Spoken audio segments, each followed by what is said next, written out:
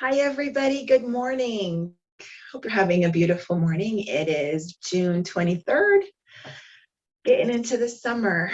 It's Tana from the Espanola Fitness Studio and Bridge to Health, New Mexico. Today, we're going to talk about sleep. This is such an important topic. It's getting more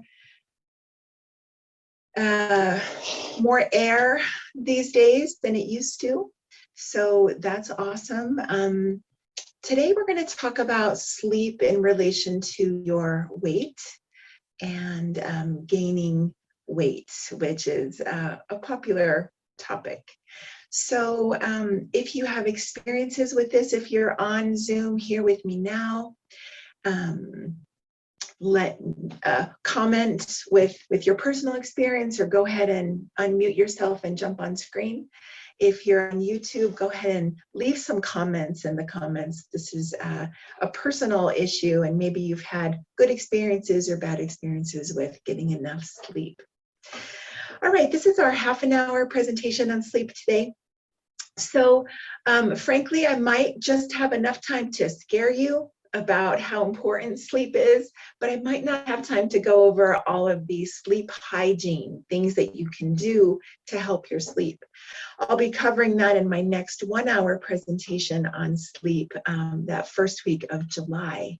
But in the meantime, I want to encourage you to take the information I'm giving you today, understand the importance of sleep, maybe scare you a little bit if you're not sleeping well, and go ahead and type into Google good sleep hygiene after I'm done here, and you'll get some great tips on how to sleep well. Again, I'll cover that with you in the 1-hour presentation. I just don't want to scare you and leave you today. So that's what you're going to do. I'm going to share my screen with you now so you can see some slides I've prepared about sleep, and then I'll come back and say hi at the end of the presentation.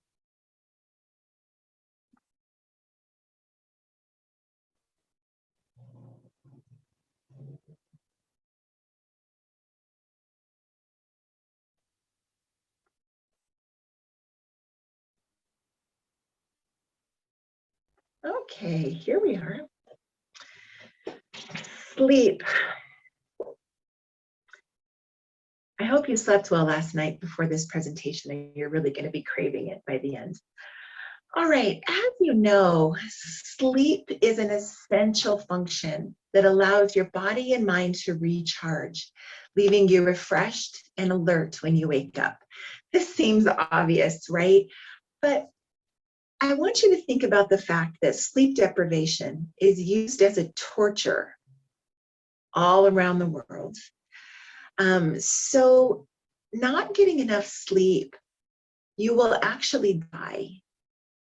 So it's essential. Sometimes we take the things that we do every day, what we think naturally, we take them for granted.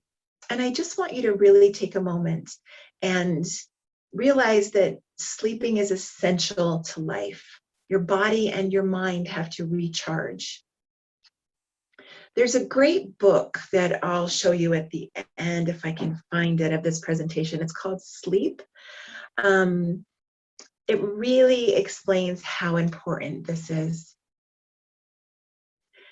Healthy sleep helps our bodies stay healthy and disease-free.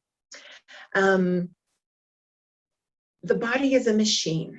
And so if you think about that machine running all the time, you know parts are going to start to break down. Sleep is the time when most parts of the machine are turned off. And it's so important. You know, if you were to run your car 24/7, something would go wrong with it. Without enough sleep, your brain cannot function properly. Like I said, it's used as a torture, depriving people of sleep. If you don't get enough sleep, you can hallucinate, you can be physically and psychologically sick after a very short amount of time We need sleep and good sleep every day.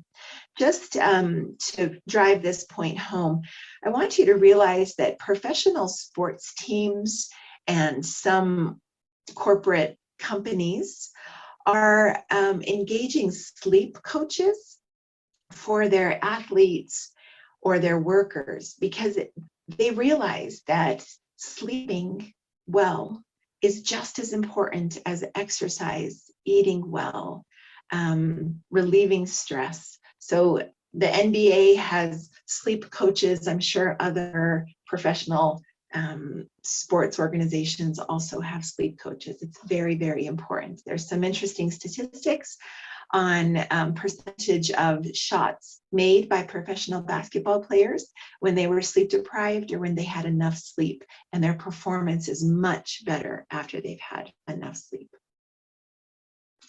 Okay, circadian rhythm. What is the circadian rhythm? It's something that we've all heard about, but what is it exactly? It's an internal body clock that regulates our sleep cycles, controlling when you feel tired and ready for bed or refreshed and alert. Our clock operates on a 24-hour cycle, which is called the circadian rhythm. That's what it is. It's our internal clock that operates on a 24-hour cycle. After waking up from sleep, you'll become increasingly fatigued throughout the day. These feelings will peak in the evening leading up to bedtime. Again, something that we all know, we experience every day, but just taking the time to think about how magical that is, how amazing it is that we have this little internal clock that follows a 24-hour cycle. The sleep drive, which is the feeling awake in the morning and tired in the evening, it's also known as sleep-wake homeostasis. Homeostasis is balance. That's something that we spoke about in our hormone presentations. So we want balance between sleep time and awake time. It may be linked to a hormone called adenosine. It's an organic compound produced in the brain. Adenosine. Adenosine levels increase throughout the day as you become more tired. And then the body breaks down this compound during sleep. So I love the idea of adenosine. When you feel that foggy, tired, thick in the brain feeling, that's probably partly due to the buildup of adenosine. Interestingly, caffeine blocks the receptors of adenosine in the brain, making the brain feel like it's not tired. But the adenosine continues to build up in your brain. It just can't be received by the brain. So when the caffeine wears off, the tons of adenosine is there, which is why you crash after you come off of caffeine. So I think that's super fascinating. Next time you have that heavy feeling in your brain, say hi to adenosine. Light also influences the circadian rhythm. Do not underestimate the power of light. Our brain contains a special region of nerves known as the hypothalamus. We talk about the hypothalamus a lot with me, don't we? When we talked about leptin and ghrelin, we talked about the hypothalamus. When we do any talk about the brain and lifestyle, we're going to talk about the hypothalamus. And a cluster of cells in the hypothalamus called the suprachiasmatic nucleus. Chiasmatic always has something to do with light. It processes signals when the eyes are exposed to natural or artificial light. These signals help the brain determine whether it's day or night. Now, think about what our modern world with electricity does to that part of the brain, because it can be 2 a.m. It's night outside, but the eyes are getting light from fake sources of light. I don't know if you've ever lived in a a situation with no electricity, or certainly when you go camping, it's amazing how quickly your body adjusts to being tired when the sun goes down if there's no electric light to take the place of the sun. As natural light disappears in the evening, the body naturally releases melatonin. So melatonin is a hormone that induces drowsiness. When the sun rises in the morning, the body releases cortisol that promotes energy and alertness. When we do our session on stress, we're going to talk about the hormone cortisol. But it's interesting for you to see that melatonin should be highest in the evening and cortisol should have a spike in the morning. That's natural. Just before we go to the next slide, I do want to point out that melatonin pills are not a sleep aid. Many people have tried this if they are struggling with sleep. It's not, I shouldn't say it's not a sleep aid. It doesn't induce sleep. It just nudges the body a little bit because it's a hormone. When we talked about hormones the past couple weeks, I told you that hormones are messengers that ask other parts of the body to do their job. And so when you take melatonin, if everything else is not working correctly, it won't help you sleep. Just a little FYI. I've used melatonin for jet lag quite a bit. I think it's more a placebo effect than anything, maybe. But if you've tried it, go ahead and comment with your experience with it. Okay, so now I've told you some of why sleep is important. So how much sleep do humans need? It depends on your age. So look in the column on the left for your age group, the age range of that age group, and then the recommended amount of sleep per day. Then ask yourself if you and your loved ones are getting enough sleep. It makes me laugh to see the newborn one because I had one child who definitely didn't sleep that much when he was a newborn. So you guys who were home with babies, I hope they're getting enough sleep. Now remember, that does include naps.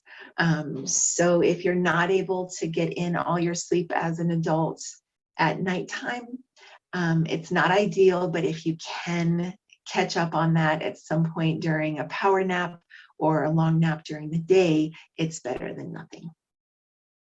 All right, so for adults, 26 to 64 years old, 7 to 9 hours of sleep per day. I know personally, I do really well with 8 and really not well with anything under 7. So maybe you're feeling the same thing. Some people need closer to 9. We're not going to talk about depression today. We will in other sessions, but sleeping too much, like more than 9-10 hours a day if you're an adult, can be a sign of other unhealthy things going on. So you don't want to sleep too little and you don't want to sleep too much. So you can see the range there. Teenagers. I have 2 teenagers in the house, so this is interesting to me. They need 8 to 10 hours of sleep. Now, maybe that's from 2 a.m. to 12 p.m. for teenagers, right? Try to be okay with that. That's all I can say. We'll have to do a whole session on teenagers. Okay, moving on.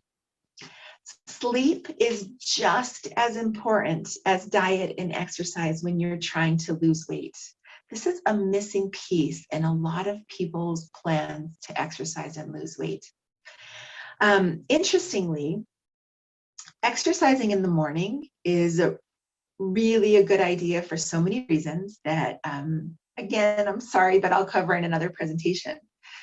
But if you have to get up so early in the morning to exercise before your day begins that you're depriving yourself of sleep, it's actually counterproductive. So I'll use myself as an example here. We have a great class here at the Espanola Fitness Studio. It's a high intensity interval class called Strong at 5:30 a.m. Tuesday and Thursday mornings. And at the beginning of the year, one of my resolutions was to do more strength training. So I started coming to that class at 5:30 a.m. Well, I was exhausted the whole rest of the day. I was eating twice as much, craving sugar and carbohydrates, because having to get up early enough to make that class was throwing off my circadian rhythm. So the benefit I was getting from doing the exercise at 5:30 a.m. was counterproductive because it was getting in the way of my natural sleep cycle. So unfortunately, I had to stop. That class is full. So there are people who are able to get to sleep earlier and make it work. Right now with my family life, I'm not able to get to sleep earlier, so I just couldn't make it work quite yet. A major review in the literature found that short sleep duration increased the likelihood of obesity by 89% in children and 55% in adults. Those are huge numbers. Not sleeping enough in children, 89% increase in obesity, 55% in adults. Another study followed about 6,000 non-obese nurses for 16 years. The reason that nurses are interesting, just like any healthcare provider and so many other professions who work the night shift, is that they're not getting enough sleep. So this study followed these nurses who were not obese for 16 years. At the end of the study, the nurses who slept 5 or fewer hours per night, that's very sleep deprived, right, were 15% more likely to be obese at the end of the 16 years than were those who slept at least 7 hours a night. All else being the same. They were eating similarly, exercising similarly, had the same jobs. The difference was sleep. It's very, very important. Many sleep disorders, like sleep apnea, are worsened by weight gain. There's a cycle that happens with obesity and sleep. Sleep apnea is when you stop breathing when you're sleeping because of an obstruction in your esophagus, in your sleeping, in your breathing apparatus in your throat. When we are obese, we're more likely to have sleep apnea because we're carrying extra weight and fat around the neck, chest, and face. So when we sleep, that extra fat, skin, weight presses down on our esophagus and our sleeping, our breathing functions in our throat, and it stops our breathing. We wake up from it, which means that our sleep cycle is disrupted. So because we're overweight, our sleep is disrupted by sleep apnea. But because we're not sleeping enough, we're more likely to be obese and overweight. So you can see the cycle there.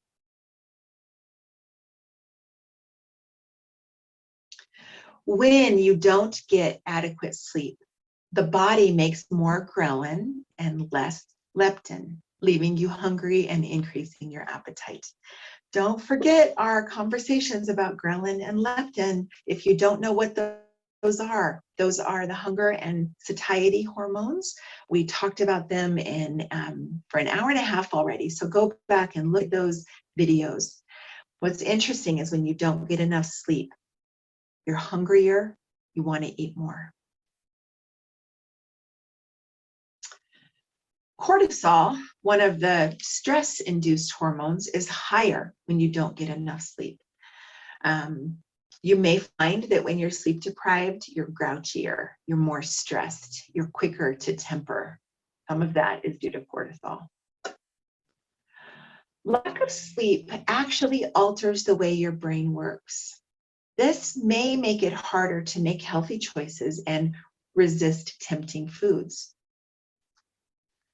Sleep deprivation has been shown to actually dull activity in the frontal lobe of the brain.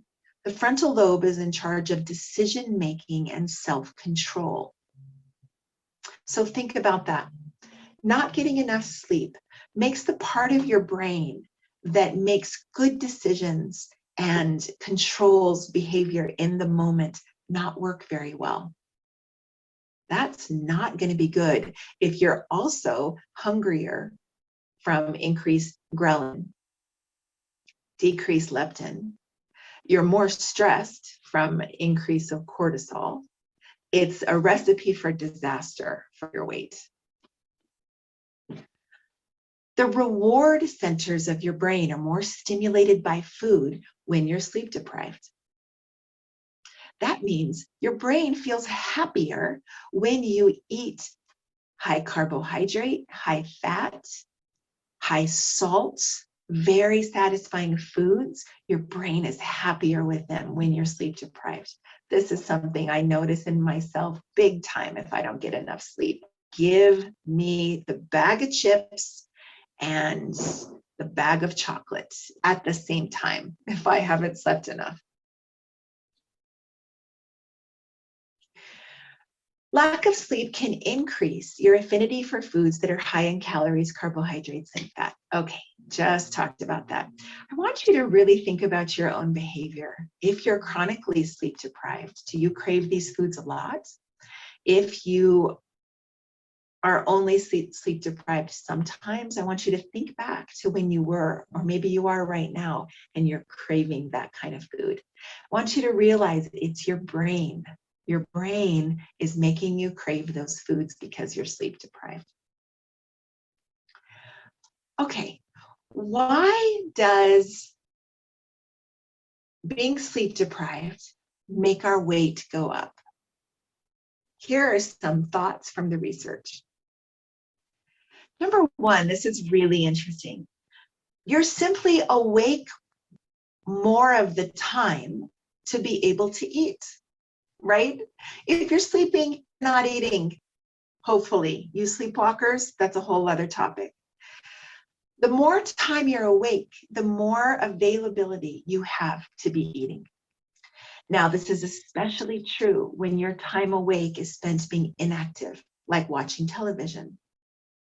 A large portion of excess calories in a study were consumed as snacks after dinner. I see that in my own clients also.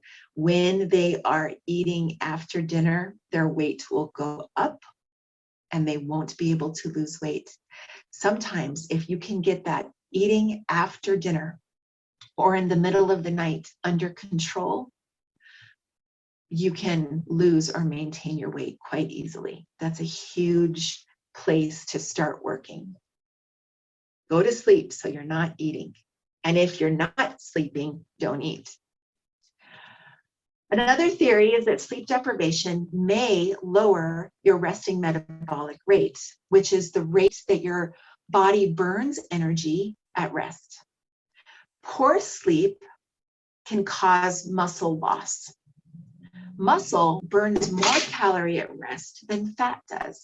So when muscle is lost, resting metabolic rate decreases. Okay, does that make sense?